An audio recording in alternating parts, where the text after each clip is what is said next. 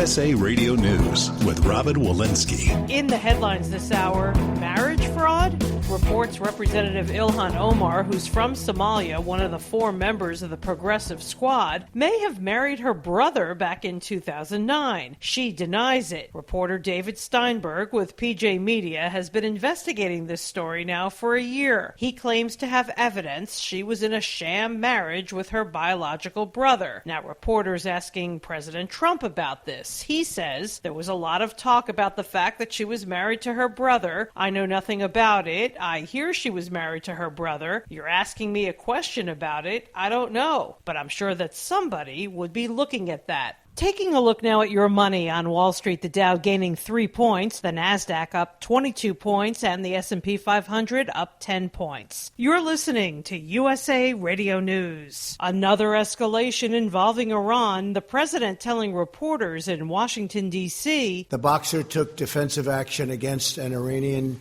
drone. President Trump says a U.S. warship takes down an Iranian drone flying in the Strait of Hormuz and is immediately destroyed, which had closed into a very, very near distance, approximately 1,000 yards, ignoring multiple calls to stand down, and was threatening the safety of the ship and the ship's crew. The drone was immediately destroyed. The president speaking with reporters during a White House news conference. The United States reserves the right to defend our personnel, our facilities, and interests, and calls upon all nations to condemn Iran's attempts to disrupt freedom of navigation and global commerce. This is USA Radio News. Secretary of State Mike Pompeo with a message regarding religious liberty. USA Radio's Tim Berg with the story. Pompeo speaking at a summit on protecting religious freedom at the State Department. We're all in this fight together. You can be sure that the United States will be out in front defending the God-given, unalienable right of all human beings to worship as they choose. Pompeo has a message for everyone who chose not to attend this year's summit. We hope, too, that those of you who chose not to be here will reconsider your decision next time and find the courage to stand up for freedom every day